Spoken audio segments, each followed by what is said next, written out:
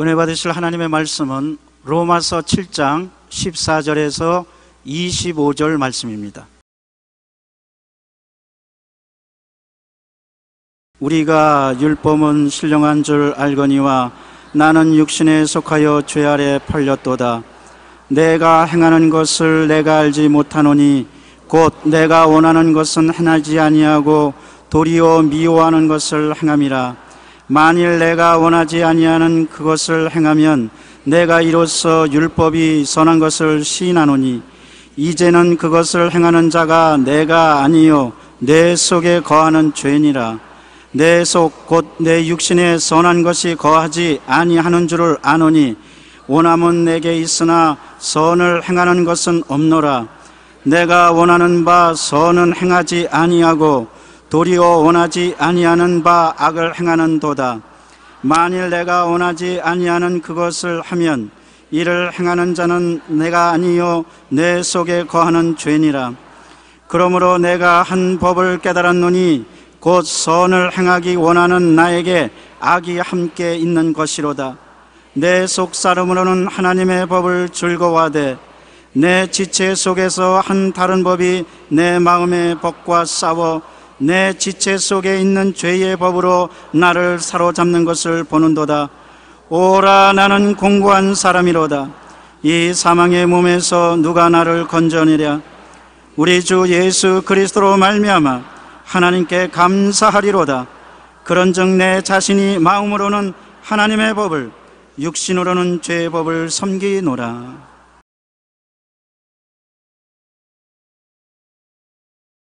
오늘 저는 여러분과 함께 이 사망의 몸에서 누가 나를 건져내랴, 바울의 탄식 제목을 가지고서 은혜를 나누고자 합니다. 우리 예수 믿는 사람들이 오랫동안 예수를 믿었어도 항상 마음속에 하나님 앞에 서면 마음의 죄책을 느낍니다. 전혀 마음의 죄책을 느끼지 않고 하나님 앞에 설 수 있는 사람은 아무도 없습니다. 하나님 앞에 기도 드릴 때마다 제일 먼저 떠오르는 것이 죄입니다. 그러므로 기도 드릴 때 죄부터 먼저 회개하고 난 다음에 내가 알아야 할 말씀을 하나님께 아뢰게 되는 것입니다. 이 세상에 사는 동안에 전혀 죄를 짓지 않고 살 수 있을까요? 우리의 소원은 죄를 짓지 않고 온전히 의롭게 살 수 있으면 좋겠는데, 위대한 사도 바울조차도 오라, 나는 곤고한 사람이로다. 이 사망의 몸에서 누가 나를 건져내랴 탄식했습니다. 바울조차 탄식을 했으니 우리 같은 쪼무레기야 뭐 탄식하고도 남음이 있습니다. 그런데 우리 신앙을 자세히 살펴보면 우리가 처음 예수 그리스도를 구주로 모시고 십자가의 보혈로 용서받고 구원을 받았을 때 큰 구원의 확신과 기쁨을 마음에 얻게 되는 것입니다. 요한복음 3장 16절의 말씀대로 하나님이 세상을 이처럼 사랑하사 독생자를 주셨으니 누구든지 저를 믿으면 멸망하지 않고 영생을 얻으리라. 누구든지 남녀노유 빈부 귀천할 것 없이 예수를 믿으면 멸망하지 않고 영생을 얻는다는 말씀을 우리는 받고, 로마서 10장 13절에 누구든지 주의 이름을 부르는 자는 구원을 받으리라는 하나님의 약속을 가지고 있는 것입니다. 우리 교회 순복음 가족 신문에 새신자 코너가 있어서 새로 등록한 성도님들의 감동을 전하고 있습니다. 동작대교구 김영순 성도님은 타종교 가정이었는데 노방전도를 통해 우리 교회 예배에 참석하고 하나님을 만났습니다. 처음에는 전도를 외면했지만 몸이 약한 성도님께 유병희 권사님이 꾸준히 전도했습니다. 하나님을 믿으면 구원과 평안을 얻고 무엇보다도 덤으로 건강을 얻게 된다. 그러므로 하나님께 나오면 구원도 평안도 건강도 얻을 수 있으니 교회 나오라고 청했습니다. 김 성도님은 교회에 출석한 후 건강이 급속도로 호전되었고 마음에도 평안이 찾아와 밝은 성격을 갖게 되었습니다. 김 성도님은 이러한 자신의 변화에 기뻐하며 이렇게 고백했습니다. 이제 저는 성경책과 각종 신앙 서적에 많은 관심이 생겼습니다. 말씀과 기도를 통해 하나님과 더욱 친밀해지고 싶습니다. 김 성도님은 육체의 건강과 함께 영적 건강에도 힘쓸 것을 다짐했습니다. 그리고 이웃들에게 내가 예수님 믿어보니 마음이 편안하고 밤에 잠도 잘 오고 참 좋더라. 무엇보다 하나님께서 내 모든 문제를 해결해 주시니 마음에 평안하고 이제 내가 할 일은 기도하고 전도하는 것밖에 없다고 자랑하고 있습니다. 이처럼 많은 사람들이 예수 그리스도의 복음을 믿으면 구원받는 확신을 갖게 되고 말로 표현할 수 없는 마음의 평안과 기쁨을 느끼게 되는 것입니다. 그런데 그것만 있으면 좋은데 내 속 사람은 확신이 있고 기쁜데 내 육체의 사람이 마귀의 유혹을 계속 받는 것입니다. 세상 마귀의 유혹과 육신의 정욕의 공격이 우리에게 끊임없이 다가오는 것입니다. 로마서 7장 15절로 24절 말씀대로 내가 행하는 것을 내가 알지 못하더니 곧 내가 원하는 것은 행하지 아니하고 도리어 미워하는 것을 행함이라. 참말 아닙니까? 우리가 세상에 살면서 내가 원하는 것은 안 하고 내가 싫어하는 것은 행하는 것입니다. 내가 원하는 참말은 안 하고 원치 않는 거짓말은 잘하고 내가 원하는 사랑은 안 하고 원치 않는 미움은 잘 미워하고 자꾸 우리의 삶 속에 이러한 타격이 다가오는 것입니다. 내가 만일 원치 아니하는 그것을 행하면 내가 이로써 율법이 선한 것을 시인하노니 이제는 그것을 행하는 자가 내가 아니요 내 속에 거하는 죄니라. 내 속 곧 내 육신에 선한 것이 거하지 아니한 줄을 아노니 원하면 내게 있으나 선을 행하는 것은 없노라. 내 육신 속에 선한 것이 없으니 내 마음이 아무리 선한 일을 하고 싶어도 육신에 있는 악이 선과 싸워서 우리를 악하게 만들어 놓는다는 것입니다. 선을 행하는 것은 없노라. 내가 원하는 바 선을 행하지 아니하고 도리어 원하지 아니하는 바 악을 행하는도다. 내가 원하지 아니하는 그것을 하면 이를 행하는 자는 내가 아니요 내 속에 거하는 죄니라.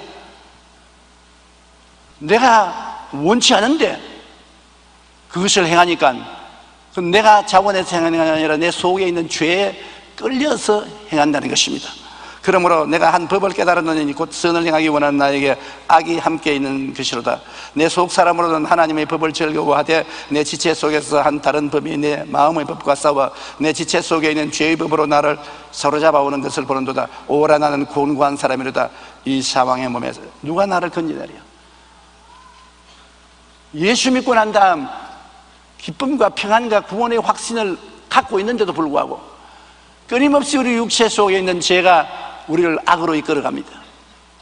늘 넘어집니다. 내 마음이 약하여 늘 넘어지오니 주 예수께서 힘을 주셔서 우리를 이렇게 세워주지 아니하시면 우리의 힘으로 결단으로 되지가 않습니다. 구원을 받기 전에는 오히려 죄에 대해서 무관심했는데 구원을 받고 난 다음에 마음속에 다가오는 죄책을 벗을 수가 없습니다.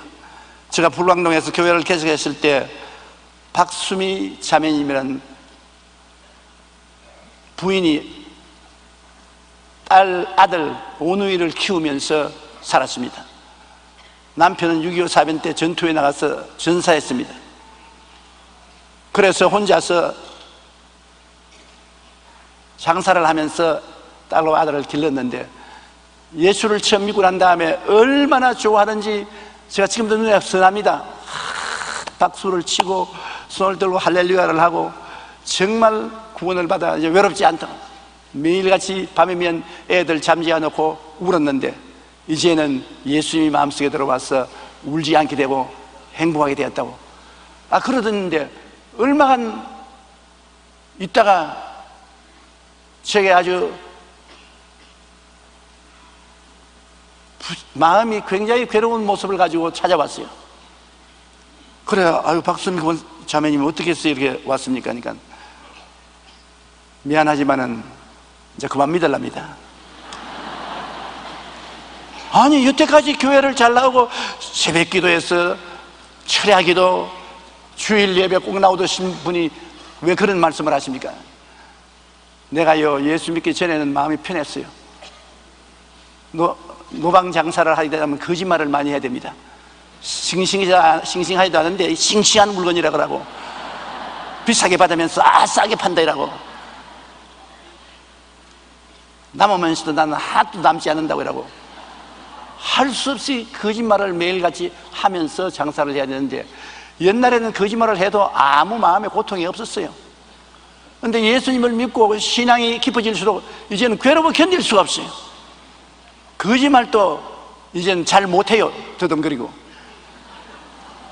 내 마음에 하나님이 계셔서 도저히 거짓말을 하고 살 수가 없고 정직하게만 살아야 되겠는데 애 둘이를 키우자니까 장사 날 수 없고 장사자니까 거짓말 안 할 수 없으니 교회 가봤자 내 같은 사람은 지옥에 떨어지기 꼭 알맞습니다.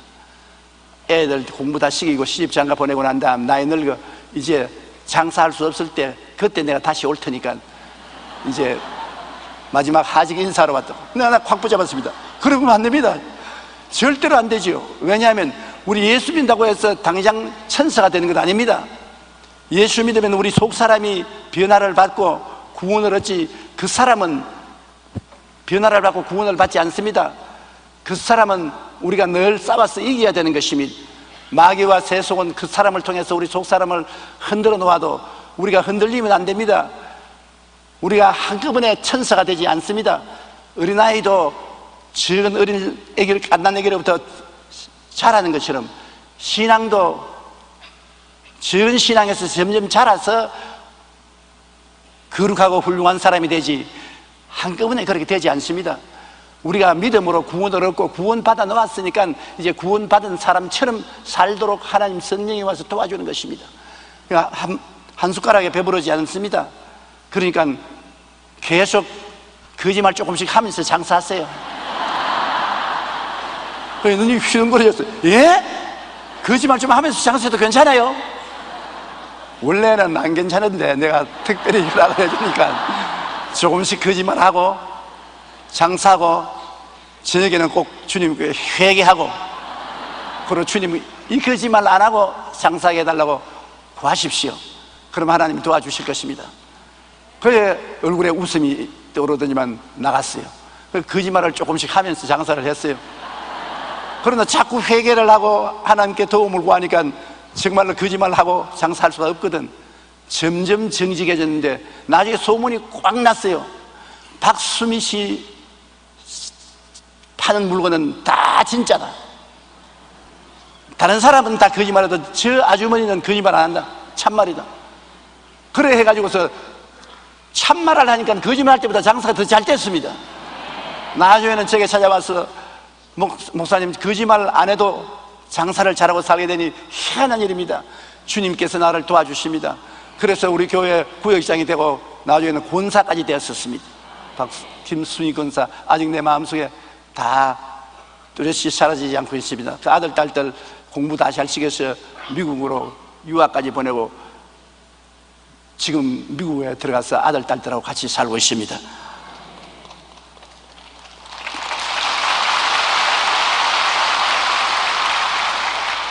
독일의 디트리 본회퍼 목사는 사탄이 어떻게 우리를 유혹하는가 하는 글에서 구원받은 확신을 가진 우리에게 마귀가 어떤 방법으로 유혹하고 공격하는지를 잘 설명해 주고 있습니다. 첫째, 마귀는 우리의 감정을 사로잡습니다. 욕심과 게으름, 권력욕과 성욕 등 육신의 정욕과 안목의 정욕과 이생의 자랑 등으로 우리를 유혹하여 구원받는 일에 대해서는 무관심하게 하고 마귀의 종으로 만듭니다. 세상을 자꾸 생각하도록 만듭니다. 둘째, 마귀는 우울함으로 우리를 유혹하고 공격합니다. 마음에 불행하게 만들고 슬프게 만들고 우울하게 만들어서 결국에는 하나님을 떠나게 되고 자살까지 하게 만들어주는 것입니다. 셋째, 마귀는 구원의 신앙 자체에 대해서 의심을 갖게 되는 것입니다. 네가 죄를 용서받기는 무슨 죄의 용서를 받았어? 죄를 용서받은 사람이 또 죄를 이렇게 짓니? 이게 자형식이야, 거짓이야, 구원 못 받았어. 그렇게 마음속에 의심을 주어서 신앙을 포기하게 만듭니다. 그렇게 해서 우리를 타락시키려고 하는 것입니다. 마귀는 예수 그리스도의 복음을 듣고 믿음으로 구원받은 우리를 유혹하거나 공격하여 성도의 마음에 내적 전쟁을 일으킵니다. 그래야 우리는 구원받은 성도답게 능력 있는 삶을 살지 못하도록 합니다. 그러므로 우리가 예수를 믿고 난 다음부터 시작해서 마음에 전쟁이 일어나는 것입니다.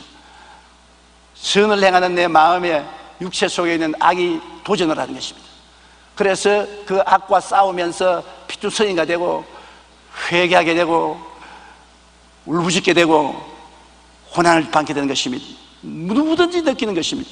예수 믿으면 행복하고 평안하고 기쁘다는데 이렇게 괴로울 줄 몰랐다. 사실 행복하고 기뻐요. 속 사람으로는 하나님과 더불어 생활하니 얼마나 기쁘고 평안하고 좋습니까? 그러나 그 사람은 세상의 삶으로 마귀의 공격을 받고 정욕과 탐욕으로 끌려다니니까 그와 싸워서 이기려니 상당한 투쟁이 있게 되는 것입니다. 우리가 하나 알아야 될 것은 우리의 힘으로 구원이 안 된다는 것입니다. 조금 전에 내가 점심을 먹고 여기 설교하러 올라가는데 우리 손녀딸 성현이가 내게 와서 할아버지, 왜 카톨릭과 신교가 뭐가 다릅니까? 방대한 질문을 내게 했습니다. 그걸 다 설명하자면 며칠이 걸릴 것인데 간단히 말을 해줘야 돼서 내가 상당히 고민을 하다가, 카톨릭과 신교가 다른 것은, 신교는 성경 말씀대로 예수를 믿으면 구원받는다는 것인데, 카톨릭은 예수도 믿고 좋은 일도 해야 구원을 받는다. 인간의 행위를 보탠다.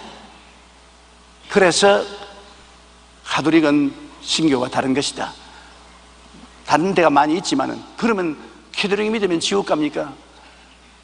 지옥은 꼭 간다고 말할 수 없지만은 카톨릭을 믿으면 선한 행위를 해도 구원을 받는다고 하므로 신앙이 약해지는 사람들이 간혹 있다. 그러므로 신교도 교회 왔다 갔다 하면서 열심히 주를 믿지 아니하면 가짜가 되는 것처럼 가톨릭도 가짜가 될 수 있다. 그러나 다 같이 하나님을 섬기고 예수님을 믿음으로 비평하면 안 된다. 위에서 기도해주고 함께 협조해서 살아야 된다. 알았습니다. 고맙습니다. 그럼 내 속으로 알기는 뭘 알았겠나. 내 설명도 옳지 못하는데.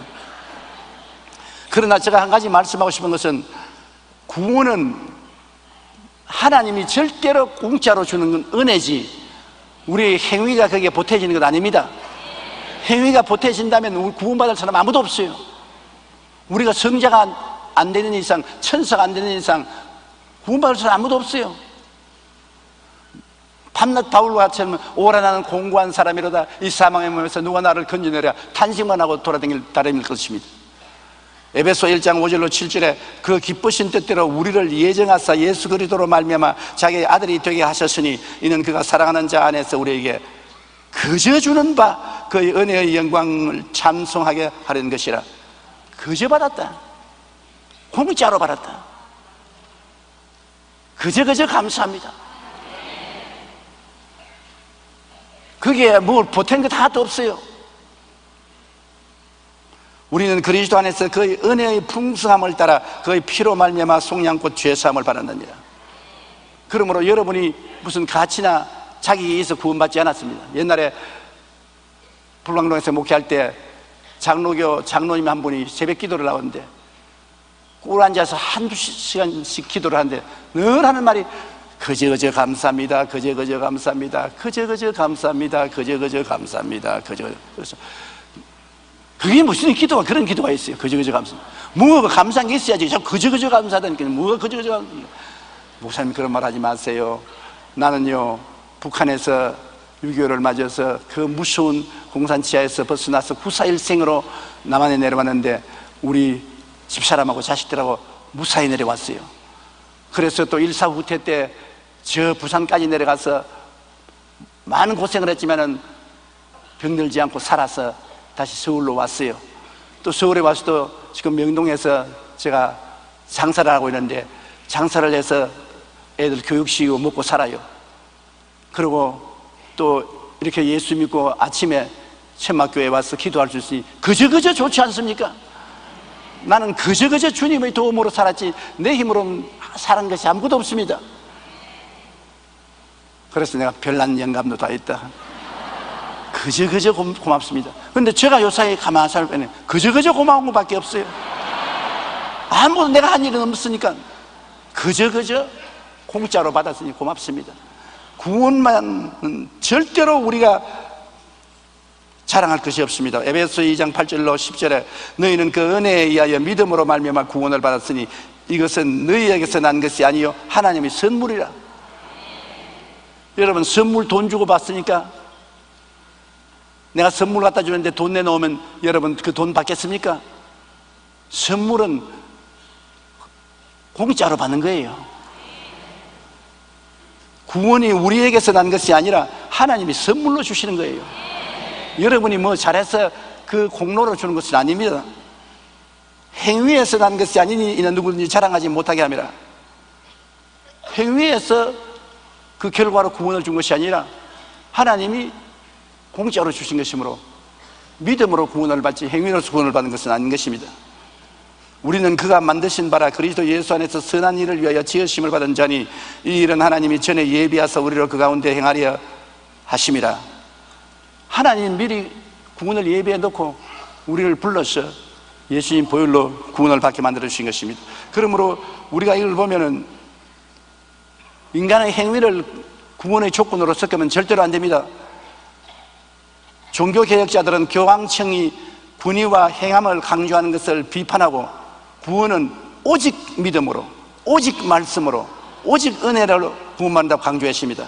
이러한 종교개혁자들의 주장에 대해 로마 교황청은 오직이란 말을 버려야 한다. 오직이란 말을 안 버리면 사형에 처한다고 그랬습니다. 이들은 오직 믿음이 아니라 행함도 포함되어야 한다. 그러므로 믿고 행해야 구원받는다. 그렇게 설교를 해라. 또 오직 말씀이라고 하지 말고 말씀도 있지만은 교황의 말씀도 함께 지켜야 된다. 오직 은혜가 아니라 인간의 노력과 공로도 있어야 인간이 구원받는다. 오직이라는 말을 떼라. 오직이라는 단어를 고집하는 사람은 잡아서 형장의 이슬로 사라지게 했습니다. 종교개혁을 일으킨 마르틴 루터는 교황청으로부터 재판정에 나오라는 명령을 받았습니다. 루터 역시 오직이라는 단어를 버리지 않으면 형장의 이슬이 될 운명이었습니다. 가족과 친구들은 그에게 타협할 것을 권면하며 만류했습니다. 루터는 재판정의 지붕을 덮은 수많은 기왓장이 악마로 변해 나를 친다 해도 하나님의 말씀은 변경할 수 없고 취소할 수 없다고 단호하게 말했습니다. 맞습니다. 성경은 우리의 구원은 오직 믿음으로, 오직 하나님의 은혜로 말미암아 받는 것이라고 말씀하고 있습니다. 한번 따라 말씀해주세요. 우리의 구원은 오직 믿음으로, 오직 하나님의 은혜로 받는 것입니다.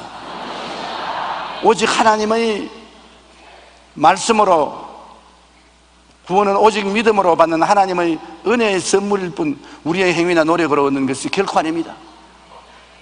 그렇기 때문에 우리가 구원받아 이 자리에 앉아있지, 여러분 행위를 보태야 구원을 받는다면 여기 구원받을 사람 아무도 없습니다. 강남에서 있는 조용기부터 먼저 낙제성입니다. 이 세상에 우리가 주님이 십자가에 이루어 놓으신 그 귀하고 귀한 구원을 값주고 살 수는 없는 것입니다. 예수님이 내가 다 이루었다 하실 때 다 이룬 것입니다. 남은 거 하나도 없어요. 다 해버린다는데 뭐 우리가 보태고 뺄 것 하나도 없어요. 나의 일생의 죄와 벌을 대신하여 완전하고도 영원히 청산해 버리신 것입니다. 주님이 완전하고도 영원히 청산해 버렸는데 뭐 할 것이 있어요? 잔칫날에 딸내미가 늦게야 와서 어머니가 고생하면서 음식 다 만들어 놨는데, 엄마 내가 도와줄게. 뭐 도와줄까? 수명이 오자면 엄마가, 야 내가 다 만들어 놓았다. 네가 도울 것 아무것도 없다. 그냥 방에 들어와 있어라. 아니 내가 좀 도와줘야지. 그런 소리 하지 마라. 내가 고생해서 다 했으니 나를 보고 칭찬 할 것이지 네가 회방하지 마라. 그렇게 말할 것입니다. 히브리서 10장 12절로 14절 보면 오직 그리스도는 죄를 위하여 한 영원한 제사를 드리시고 하나님 우편에 앉아서 그 후에 자기 원수들을 자기 발등상에 대게 하실 때까지 기다리시나니 그가 거룩하게 된 자들을 한 번의 제사로 영원히 온전하게 하셨느니라. 따라 말씀하세요. 내가 예수 믿고 영원히 거룩하게 되었습니다. 죄의 빚을 영원히 전부 다 갚아버렸으니 갚을 빚이 없어요. 죄를 짓고 불의하고 추악하고 버림을 받아야 마땅한 여러분인데도 불구하고 믿음을 통하여 예수님 은혜로 공짜로 영원히 용서를 받아버렸으니 이 은혜가 얼마나 놀랍습니까? 예수님의 십자가의 제물이 된 것은 한시적인 제물이 아닙니다. 영원전에서부터 영원 끝까지 모든 죄를 다 청산해버린 것입니다. 그러므로 예수 그리스도 안에 들어오면 구원을 받습니다. 누구든지 저를 믿으면 멸망하지 않고 영생을 얻습니다. 그 은혜를 인하여 믿음으로 말미암아 구원을 얻는 이것이 우리에게서 난 것이 아니요 하나님의 선물이라. 행위에서 난 것이 아니니 아무든지 자랑치 못하게 하려면. 구원은 자기가 잘났다고 자랑하지 못합니다. 나는 나의 행위나 공로가 아닌 전체 은혜의 선물로 받은 구원을 찬양해야 되는 것입니다. 로마서 4장 25절에 예수는 우리 범죄 한 것 때문에 내 어줌이 되고 또한 우리를 의롭다 하시기 위하여 살았느니라. 우리 죄를 짊어지고 죽음이란 감옥에 들어갔습니다. 거기는 다 갚아야 그 감옥에서 나와요. 사흘 만에 우리의 죄를 다 갚아버리고 부활하셨으므로 주님은 다 청산해버린 것입니다. 그러므로 예수님 안에 들어오면 우리는 예수님의 공로로 죄에서 영원히 해방되고 의로운 선물을 받아서 천국에 들어가게 되는 것입니다. 디모데후서 1장 9절에 하나님이 우리를 구원하사 거룩하신 소명으로 부르시면 우리의 행위대로 하심이 아니요 오직 자기의 뜻과 영원 전부터 그리스도 예수 안에서 우리에게 주신 은혜대로 하심이라. 행위대로가 아니고 은혜대로. 그러므로 행위대로 구원을 받는다는 말을 하면 절대로 안 됩니다. 내가 그리스도를 통하여 이미 받은 구원이 성령의 능력으로 나의 삶에 이루어지기 위해서 우리가 싸우는 것입니다. 구원은 이미 받아 놓았는데 이걸 자꾸 빼앗으려고 육체를 통해서 공개에 들어오는 마귀와 정욕과 싸우는 것은 이미 얻어놓은 구원을 우리는 지키기 위해서 싸우는 것입니다. 구원을 얻기 위해서 싸우는 것이 아니라 이미 구원 받았으니 싸우는 것입니다. 싸움에 많이 이겨서 점점 구원받은 그 사실이 내 생활 속에 나타나면 하나님의 칭찬을 받고 상급을 받을 것이요, 자꾸 넘어지면 칭찬을 받지 못하고 하나님의 걱정을 듣게 될 것입니다. 로마서 8장 1절로 2절에 그러므로 이제 그리스도 예수 안에 있는 자에게는 결코 정죄함이 없나니 이는 그리스도 예수 안에 있는 생명의 성령의 법이 죄와 사망의 법에서 너를 해방하였습니다. 우리는 이미 죄와 사망의 법에서 해방된 사람입니다. 실제로 우리 속 사람은 이미 죄와 사망의 법에서 해방되었어요. 그걸 모르고 있으니까 마귀가 육체를 통해서 우리에게 자꾸 공격을 하지. 이미 죄와 사망의 법에서 해방된 것을 알면은 당당히 일어서서 대적하면 마귀는 한 길로 왔다가 7길로 도망치게 되는 것입니다. 로마서 8장 12절로 14절에 그러므로 형제들아 우리가 빚진 자로 돼 육신에 져서 육신대로 살 것이 아니라 너희가 육신대로 살면 반드시 죽을 것이로되 영으로서 몸의 행실을 죽이면 살리니 무릇 하나님의 영으로 인도함을 받는 사람은 곧 하나님 아들이라. 보십시오. 이제 우리가 영으로서 성령을 의지하고 육신의 정욕과 안목의 정욕과 이성의 자랑을 대항해서 싸워야 됩니다. 끝까지 싸워야 돼요. 완전히 이길 수 있는 사람은 없습니다. 99.9%까지 이긴 사람이 있을는지 몰라도 100% 이기는 사람은 아직 나는 보지를 못했습니다. 그러나 싸워야 돼요. 싸우는 사람은 천국 가는 것이나 안 싸우고 그냥 육신이 원하는 대로 끌려가면 그 사람은 구원도 잃어버리게 되고 마는 것입니다. 그리스도 안에서 이미 다 이겨놓은 전쟁을 내가 싸워야 되는 것입니다. 이미 다 이겨놓은 전쟁을 내가 싸워야 돼요. 골로새서 2장 15절에 통치자들과 권세자들을 무려 구하여 드러내어 구경거리로 삼으시고 십자가로 그들을 이기셨느니라. 어린 아기는 태어날 때 이미 일어나 앉고 기고 쓰고 달리게 되어 있습니다. 장애아가 아닌 이상 정상적인 어린 아기는 태어날 때 이미 일어나고 앉고 기고 쓰고 달리게 되어 있습니다. 그걸 사람들에게 가르친다고 되는 것이 아닙니다. 그러나 어린아이가 일어나 앉고 기고 쓰고 달리게 되는 것이 실제로 몸에 이루어질 때까지는 수없이 넘어지고 핥히고 상처를 입고 난 다음에 일어나서 뛰게 되는 것입니다. 여러분 어린애기를 낳아서 길러보셨죠? 응애 하고서 일어나서 뛰는 애기 봤습니까? 어머니 배에서 떨어지자마자 뛰는 애기 봤습니까? 똥 싸고 오줌 싸고 기고 핥히고 넘어지고 무릎이 깨어지고, 그러면서도 자꾸 일어나 뛰려고 노력하는 어린애기는 얼마 지나냐 성장해서 일어나 뛰고 나중에는 정상적인 삶을 살 수 있게 되는 것입니다. 우리 신앙도 한 가지인 것입니다. 하나님이 이미 우리가 온전하게 되도록 만들어 놓았는 것입니다.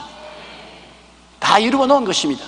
그런데 그것이 우리의 생활에 나타나기 위해서는 우리는 많은 실수를 합니다. 많이 넘어지고 많이 자빠지고 자꾸 죄를 짓고 자꾸 회개하고 핥히고 탄식을 하고, 그러면서도 발버둥을 치면은 명년은 금년보다 나아지고 내명년은 또 명년보다 나아지고 자꾸 우리는 나아지는 것입니다. 나중에는 주님의 모습을 점점 닮아가는 것입니다. 문제는 이미 구원을 받아 놓았기 때문에 우리가 예수님의 모습을 닮아가야 되는 것입니다. 더욱 주님 영광에 닮아가고 주님 모습대로 닮아가면 하늘에 올라가서 하나님께 찬양과 존귀와 영광을 받고 사랑을 받게 되는 것입니다. 육신의 생각이란 육신을 따르는 자의 생각으로 악하고 죄된 생각을 말합니다.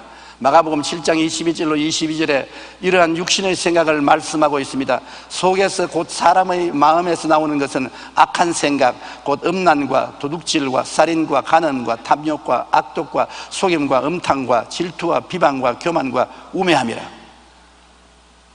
이제 믿음으로 말미암아 전적 은혜의 선물로 구원을 받은 우리는 육신의 생각대로 살지 말고 성령으로서 육신의 생각을 죽이면서 살아야 되는 것입니다. 그게 우리의 싸움인 것입니다. 성령의 도우심을 받아서 우리 속에서 음란, 도둑질, 살인, 간음, 탐욕, 악독, 속임, 음탕, 질투, 비방, 교만, 우매함과 싸워야 되는 것입니다. 저항해야 되는 것입니다. 죽은 사람은 저항하지 않지만 산 사람은 저항하는 것입니다. 그래서 성령이 도와주셔서 우리는 성령으로 충만해서 성령의 열매를 맺어야 되는 것입니다. 성령의 열매는 사랑과 희락과 화평과 오래 참음과 자비와 양성과 정성과 온유와 절제인 것입니다. 이것도 단번에 맺어지지 않습니다. 기도하고 또 간구하고 넘어지고 자빠지고 또 일어나고 그러면서 점점 열매 맺어가는 것입니다. 구원은 눈 깜박할 사이에 믿음으로 받지만은 구원이 우리의 생활 속에 이루어지는 데는 이러한 싸움이 필요한 것입니다. 가슴을 치고 오라 나는 공고한 사람이로다 이 사망에 모여서 누가 나를 건져내랴. 아유 내 같은 사람이 무슨 교회 나가겠노. 교회 나와서 찬송 잘 부르고 기도 잘하고 난 다음에 집에 와서는 또 화내고 신경질 지고 이게 무슨 신자냐. 신자입니다. 속에는 구원받았기 때문에 그런 싸움이 있는 것입니다. 구원만 받은 사람은 그런 싸움이 없습니다. 죄가 죄를 지어도 편안합니다. 그러나 구원을 받았기 때문에 속 사람이 변화되었기 때문에 그 사람의 공격을 해오면 거기에 상처를 입게 되고 싸움을 하는데 고난을 받게 되는 것입니다. 예수를 믿어 은혜로 구원받은 이후에 육신과 성령의 치열한 싸움이 우리 속에 시작되는 것입니다. 우리가 이 싸움에서 승리하기 위하여 우리는 성령으로 충만하여 성령의 능력으로 무장하기 위해서 기도를 많이 해야 되는 것입니다. 텍사스에 사는 예인스라는 농부는 정부의 은행으로부터 큰 돈을 빌려서 거대한 농장을 건설하고 살았습니다. 그런데 1929년 미국 경제의 중추인 뉴욕의 월가로부터 시작된 경제 대공황으로 은행의 이자가 갑자기 높아졌습니다. 예인스는 높은 이자를 도저히 감당할 수 없어서 파산의 위기에 처했습니다. 그런데 마침 석유 탐사대가 예인스의 농장을 지나가다가 그 밑에 어마어마한 석유가 매장되어 있다는 사실을 알게 되었습니다. 곧 개발하여 퍼올린 석유가 8만 드람이 넘었었습니다. 예인스는 자신이 거대한 부자라는 것을 그동안 모르고 살았던 것입니다. 자기가 있는 농장에 밑에 8만 드람도 넘는 석유가 매장되어 있었어요. 그 석유만 팔아도 평생 먹고 남으면 있고 거대한 부자인데 그걸 모르니까 농사에 빚이 져서 파산하려고 했던 것입니다.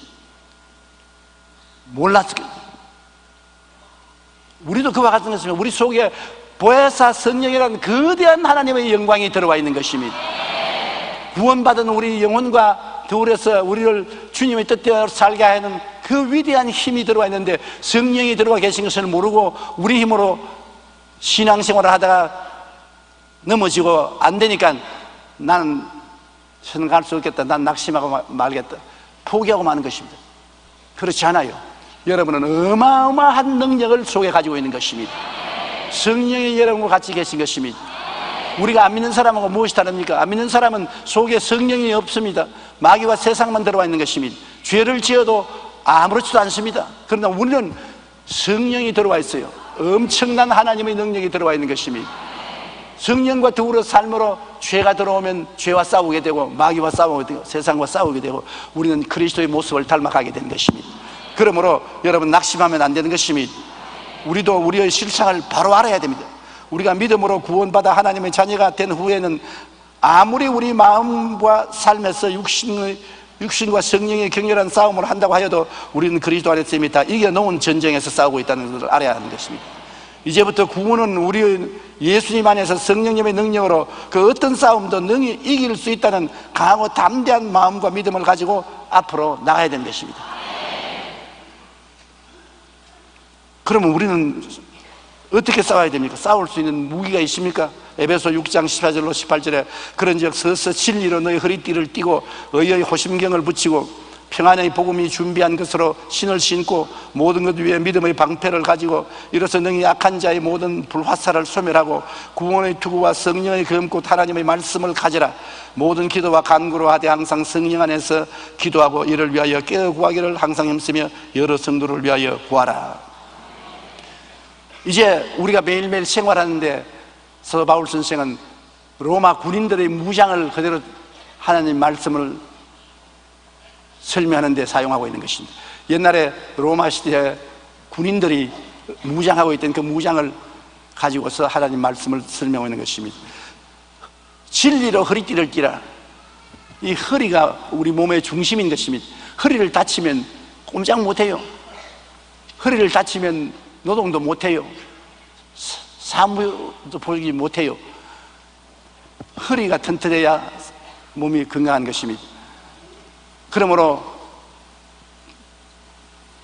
백가죽이 허리에 붙으면 아무것도 못해요. 제가 부흥회를 많이 인도했기 때문에 아는데요, 이 정도의 군중이 따라오면 호함 칠 필요 없어요. 잔잔히 말해도 되는데 군중이 10만 명, 20만 명, 50만 명, 100만 명이 모여 있으면 내 있는 대로 호함을 쳐야 되는 것입니다. 그러면 배가 등에 붙기 시작하는 것입니다. 허리에 얼마나 힘이 들어가는지 이렇게 우울해져요. 그 밥을 많이 먹어야 배심으로 설교를 하지, 밥을 많이 안 먹으면 나중에 허리가 딱 배가죽에 붙어가지고 쓰러져요. 그걸 제가 종종 느꼈습니다. 그 로마 군인들은 허리띠를 단단히 쪼였습니다. 몸 중심이 튼튼했으라고. 그러므로 우리가 진리의 말씀으로 허리띠를 잡아야 되는 것은 우리의 힘은 성경 말씀에서 나오는 것입니다. 말씀에 서야지 말씀 밖에 서면 안 되는 것입니다. 하나님의 말씀은 살았고 운동력이 있기 때문에 말씀에 서야 되는 것입니다. 시편 119편 105절에 주의 말씀은 내 발의 등이요 내 길의 빛인 것입니다. 미국 사우스 다코타주에 있는 러시모 산에는 미국 역사상 가장 훌륭했던 4명의 대통령 얼굴이 새겨져 있습니다.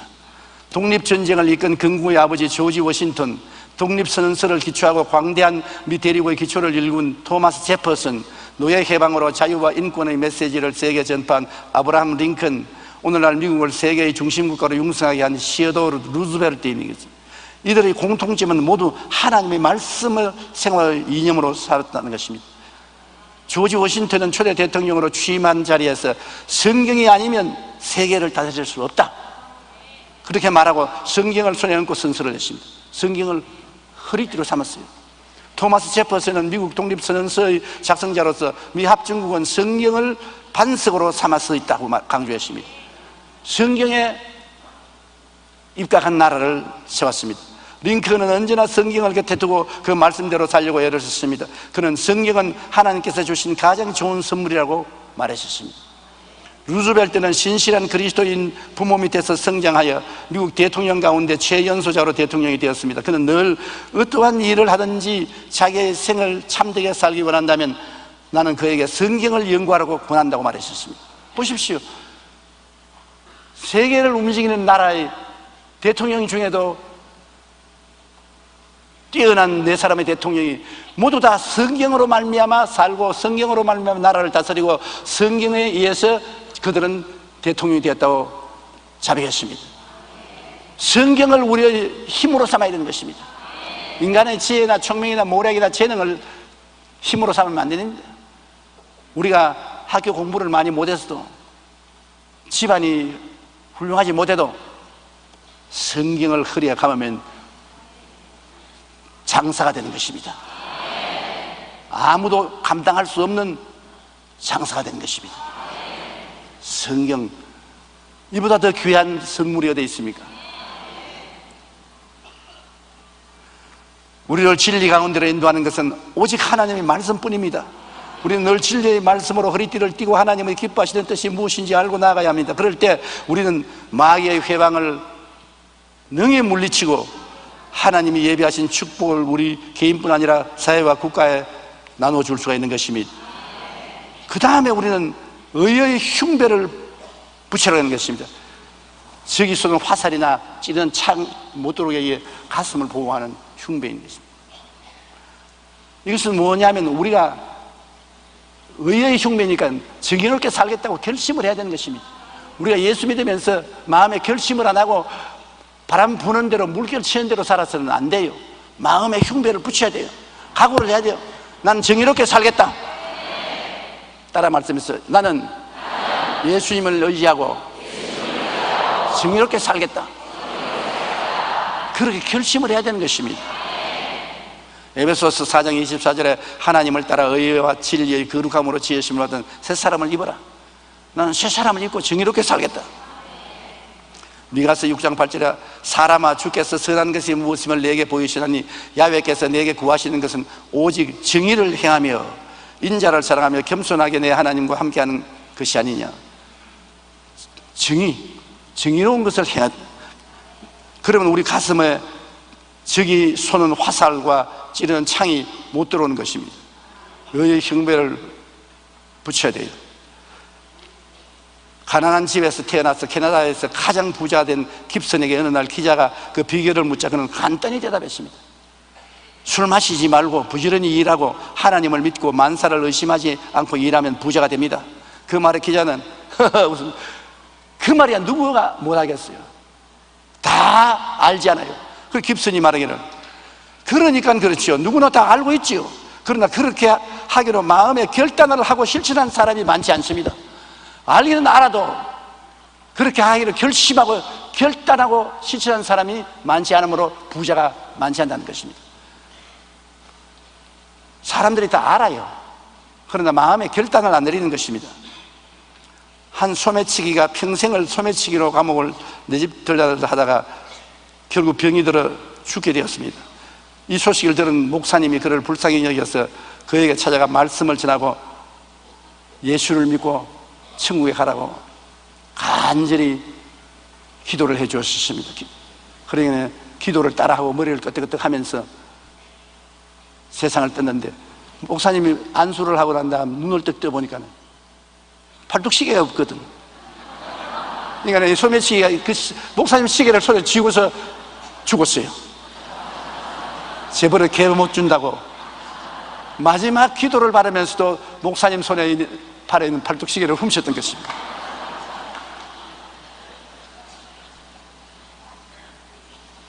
우리의 탐욕과 제약을 끊어버리려 마음을 가지고 정의롭게 살겠다는 단호한 결심을 하지 않고 결국 죄의 노예가 될 뿐 인간이 우유부단한 가운데서 벗어나지 못합니다. 우리가 마음에 단호하게 정의롭게 살겠다고 결심하면 마귀가 몇 분 와서 문을 두들겨 봐도 대답을 안 하니까 안 오지요. 마귀가 땡똥 하면 문을 탁 열어주고 딩동 하면 탁 열어주고 그러면 마귀가 마음대로 왔다 갔다 하니 참 좋다. 그래서 친구가 되어버리고 세상적인 사람이 되고 마는 것입니다. 우리는 항상 우리의 가슴에 의의 흉배를 붙이고 의롭고 정의롭게 살겠다는 단호한 결심을 해야 되는 것입니다. 넘어지더라도 일어나서 결심을 해야 되는 것입니다. 그 다음에 평안의 예비한 신발을 신어라. 우리 신앙생활이라는 것은 주님께서 우리 평안히 살도록 만들어 놓은 것입니다. 신발은 신고 가면 편안하게 걸어갈 수 있는 것이 신발인 것입니다. 왜냐하면 용서와 의도 주님이 십자가에서 이미 선물로 주신 것이고, 성결과 성령 충만도 선물로 이미 십자가에 주신 것이고, 치료와 건강도 주님이 이미 우리에게 주신 것이고, 아브라함의 축복과 형통도 이미 선물로 주신 것이고, 부활과 영생 천국도 이미 주신 것입니다. 이미 주님께서 우리가 신고 다닐 수 있는 것처럼 이와 같은 복을 주신 것입니다. 맨발 벗고 자갈밭을 걷고 가시밭을 걸으면 피투성이가 되잖아요. 우리는 예수 그리스도를 믿음으로 말미암아 오중부금의 신발을 신고 다니기 때문에 자갈밭도 다니고 가시밭도 마음대로 다니고 넉넉히 이길 수가 있는 것입니다. 고린도전서 2장 9절에 하나님이 자기를 사랑하는 자들을 위하여 예비하신 모든 것은 눈으로 보지 못하고 귀로 듣지 못하고 사람의 마음으로도 생각지 못했다는 것 같으니라. 우리가 눈으로 보지 못하고 귀로 듣지 못한 것이라도 주님이 우리를 위해서 평안의 예비한 신발을 예배해 놨으므로 이 신발을 신으면 편안하게 삽니다. 가정에서, 직장에서, 사회생활에서 내가 상처 입고 피투성이가 되지 않고 편안하게 살아갈 수가 있는 것입니다. 그 다음에는 믿음의 방패를 가져나겠습니다. 적군이 활을 쏘고 칼을 던지고 창을 던질 때 그걸 막는 방패, 그것은 믿음입니다. 눈에는 아무 시험도 안 보이고 귀에는 아무 소리 안 들리고 손에 잡히는 것 없어도 주님의 말씀은 믿습니다. 살아도 믿고 죽어도 믿습니다. 내 믿은 대로 될지어다. 믿음만큼 어마어마한 방패는 없습니다. 시편 91편 4절에 그가 너를 그의 기수로 덮으시리니 내가 그의 날개 아래 피하리로다. 그의 진실함은 방패와 손방패가 된다.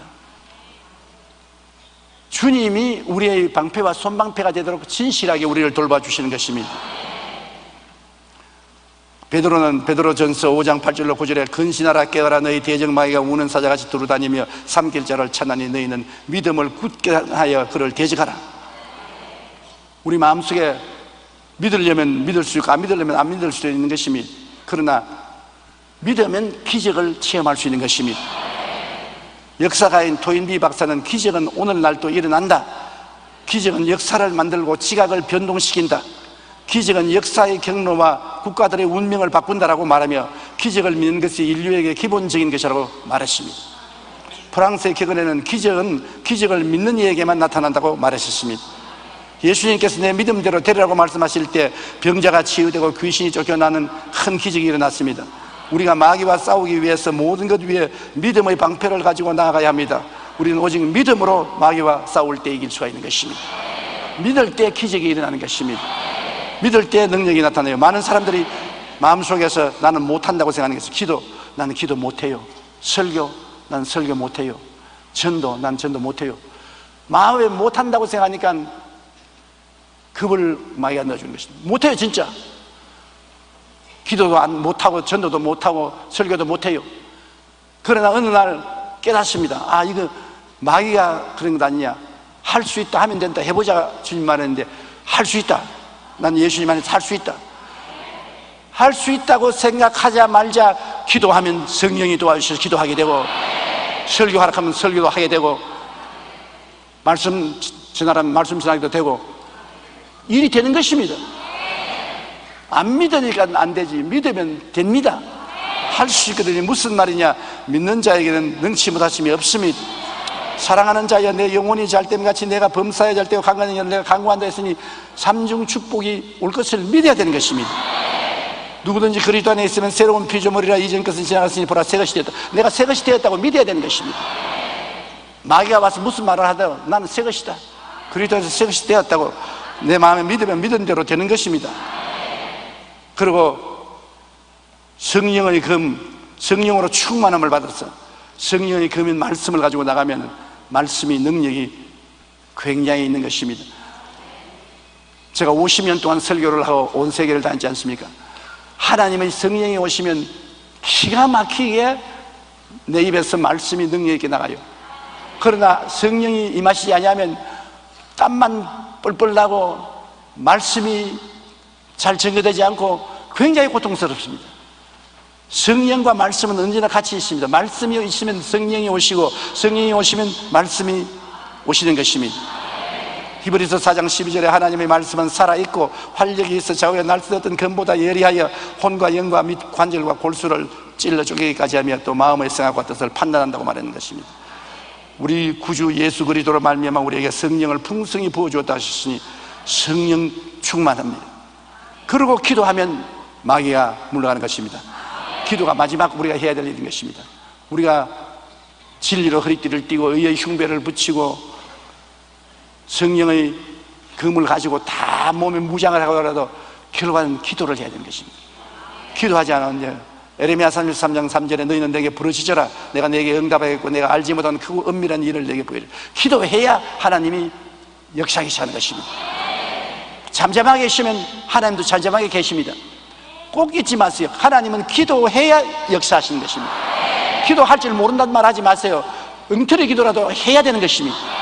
기도하면 하나님이 들으시는데 기도를 안 하면 안 들으시는 것입니다. 기도도 할 수만 있으면 소리 내어서 기도를 하면 하나님이 더 잘 들으시더라고요. 내 경험해 보니까. 속으로 잠잠하게 기도하는 것도 좋은데 그러나 들리도록 기도하니까 하나님이 훨씬 응답을 잘 하시더라고요. 그래서 하나님도 귀에 들리도록 기도하기를 원하시는 것입니다. 여러분 귀에 들리도록 기도를 하십시오. 그가 내게 간구하리니 내가 그에게 응답하리라. 그들이 환난 당할 때 내가 그와 함께하여 그를 건지고 영화롭게 하겠다고 주님 말씀하셨으니 기도하면 역사해 주는 것입니다. 지난주 순복음 가족신문에 참으로 은혜로운 간증이 있었습니다. 작년 7월 대학 청년국의 황현철 집사님은 극도의 피로감과 함께 구역질이 나고 고열과 설사로 뼈의 통증이 너무 심했습니다.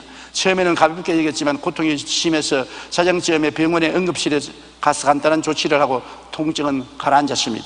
그러다 며칠이 지나자 회사에서 정상적인 근무가 힘들 정도로 피로와 고통이 몰려왔습니다. 다시 병원에서 검사한 결과 간 수치가 표준치를 넘었다며 의사는 A형 간염이 의심된다고 입원을 하라 했습니다.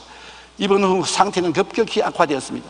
온몸을 얼음 주머니로 감싸야 할 정도로 열이 심했고 피부 가려움 정도로 황달을 보이면서 커피색 소변과 휘백색 대변을 보일 정도가 되었습니다. 게다가 구토가 심해서 진통제 없이는 잠을 못 자고 물만 먹어도 구토를 했습니다. 그 즈음에 회진 시간도 아닌데 교수가 올라와서 환자가 화장실에 가는 것 이외에는 침대에서 내려오지 못하게 하라 하시고 지시한 후에 그 부모님을 만나서 말을 했는데 잠시 후에 어머니가 아무 말도 안 하고 올라오더니만 교회로 연락을 했었습니다. 우리 아들 위해서 중보기도를 좀 해달라고. 7월 24일 금요일 카리스 선교회와 대성전 금요 철야 예배에서 황 집사를 위하여 간절한 중보기도가 있었습니다. 나중에 알고 보니 당시 황 집사는 간 기능이 심하게 손상된 데다가 혈액 응고도 심했습니다. 교수는 이런 경우를 지금까지 3명을 봤는데 2명은 죽고 1명은 간 이식을 하기 위해 병원을 옮겨갔지만 그 소식을 알 수 없다며 부모님께 환자가 오늘을 넘기기 힘드니 마음에 준비하라고 했습니다. 그리고 만일의 사태를 위해서 간 이식을 위한 준비를 해야 한다고 말했던 것입니다. 그런데 황 집사를 위한 중보기도가 있던 금요 철야 이후부터 상태가 갑자기 호전되기 시작한 것입니다. 더욱이 이러한 상황에서 회복되기까지는 최소 6개월에서 1년가량 시간이 필요했는데 황 집사는 급격히 호전되어 일주일 만에 퇴원을 허락받고 퇴원할 수 있었던 것입니다. 퇴원하는데 의사도 따라오면서 오히려 의사가 감사하다고 자꾸 허리를 굽히고 인사를 합니다. 자기가 맡은 환자가 안 죽고 살아나가니까 고맙다고. 황 집사는 자신이 치사율이 높은 급성 간 부정증에 회복된 것을 중보기도의 힘이라고 주님이 살아 역사하신다는 증거라고 고백했습니다. 그는 현재 대학 청년국 카리스 선교회 회장을 맡아 건강한 모습으로 열심히 봉사하고 있습니다. 우리가 열심히 신앙생활을 하고 봉사를 할 때도 마귀는 호시탐탐 우리를 멸하기 위해서 유혹하고 대적하고 다가오는 것입니다. 이럴 때 여러분 싸울 무기는 오직 기도뿐인 것입니다. 우리는 하나님의 전신갑주로 무장하고 성령님의 도우심을 받아 기도로 싸워 이겨야 됩니다. 또한 하나님을 우리의 돕는 자로 모셨으면 기도를 해야 되는 것입니다. 기도의 힘은 놀랍습니다. 내 문제가 해결될 뿐 아니라 내 이웃의 문제가 해결되는 것입니다. 구원을 받고 성령을 모신 성도가 이 세상에서 마귀와 정욕의 유혹을 이기고 살아가는 데는 많은 투쟁이 필요합니다. 항상 성령님의 도우심을 받으십시오. 여러분의 마음속에 엄청난 석유가 매장되어 있습니다. 성령의 석유가 매장되어 있습니다. 성령님을 인정하고 환영하고 모시도록 의지하십시오. 성령께 부탁하십시오. 낙심하지 마십시오. 하루아침에 성자가 안 됩니다. 예수 믿었다고 해서 당장 거룩한 사람이 되는 것은 아닙니다. 하나님의 은혜로 구원은 받아놓고 이제 성자가 되는 싸움이 시작되는 것입니다. 10년이 지나고 20년이 지나고 30년이 지나면서 점점 그리스도의 모습을 닮아가는 것입니다. 한 술에 배부르지 않습니다. 많이 계속 먹어야 되는 것입니다. 그러므로 구원은 오직 믿음으로, 오직 은혜로 구원받습니다. 예수의 형상을 담는 것은 우리가 마귀와 싸워야 되는 것입니다. 그리고 이기면 이길수록 그리스도의 형상을 담게 되고, 그리스도의 형상을 닮으면 닮을수록 하나님의 칭찬과 상급이 있게 되는 것입니다.